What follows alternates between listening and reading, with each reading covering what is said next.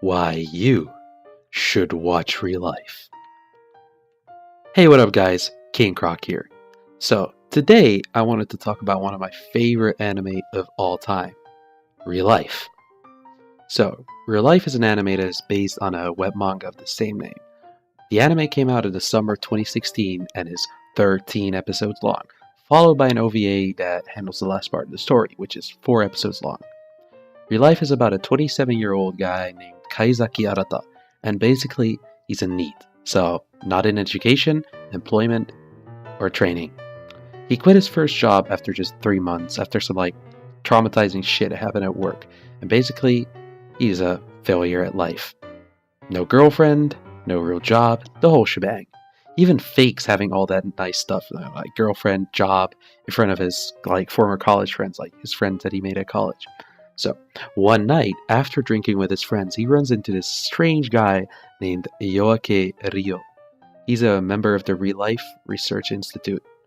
He offers Arata the opportunity to change his life with this weird pill-looking thing. I'll show it on the screen.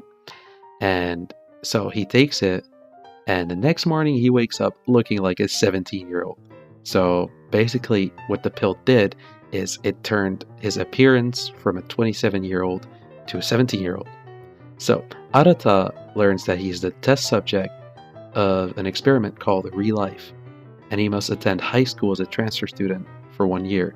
Basically, he gets a second chance at life to avoid making those same mistakes that he made before.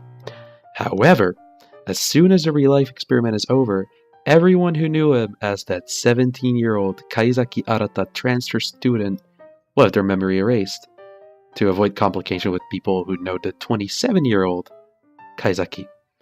So, basically, they know that he exists while he's there, of course. He makes friends with them, all that. But as soon as the year is over, everything related, well, not related, but himself is gone, because 17-year-old Kaizaki Arata technically doesn't exist. He's still 27. Physically, he's still 27. Mentally, still 27. Just his appearance looks like he's a 17-year-old. So, when he goes to high school, he thinks this is going to be easy. This is going to be an easy ride. I have life experience, 27. I already did this shit 10 years ago. Well, no, he's completely wrong. He catches a fat L. He flunks all the tests. He's so out of shape, and he can't keep up with all the new rules and all that. The first lesson he even gets caught with a pack of cigarettes in his bag. That's a lot of tough shit.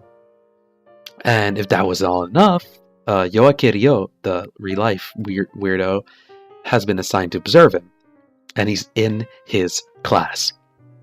So yeah, that really annoys Kaizaki. So this all sounds pretty cool, right? We have this 27-year-old NEET who gets a second chance at life with this weird pill. So why should you watch it? My number one reason is Kaizaki Arata himself. Honestly, Kaizaki is a special guy.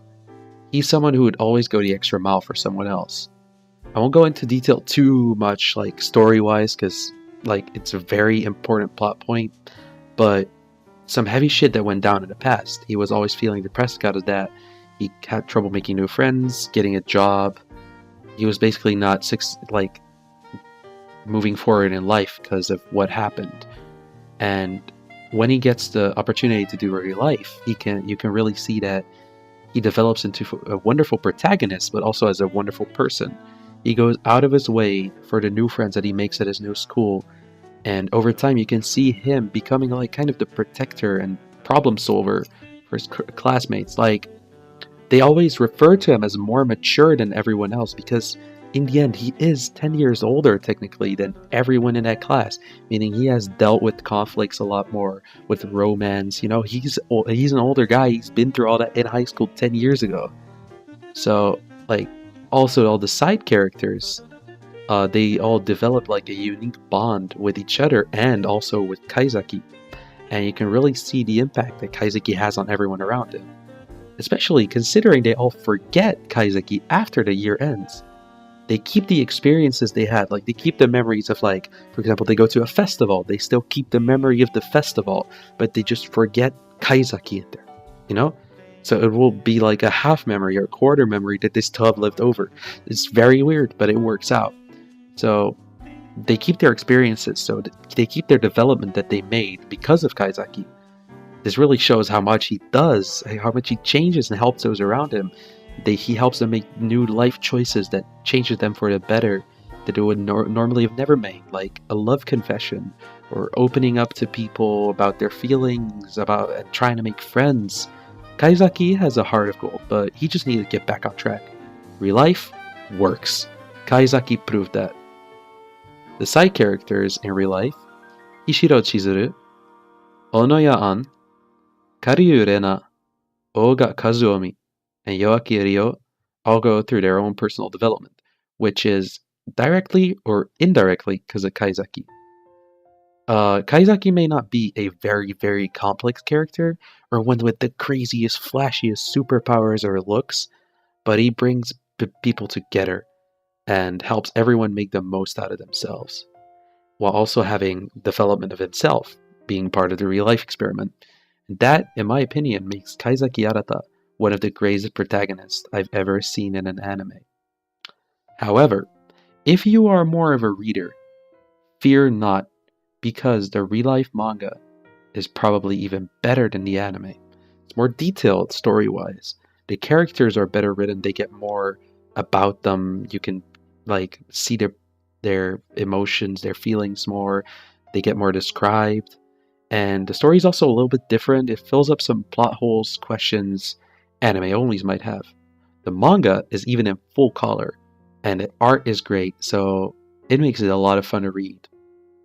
The thing is with ReLife anime, however, is that it has like a pretty cool animation style, something that reminds me a bit of like late 2000s anime, early 2010s, because it's not very heavy on detail. But I love this. The soundtrack has a lot of pianos in it, and I honestly love that. You can also hear it here in the background.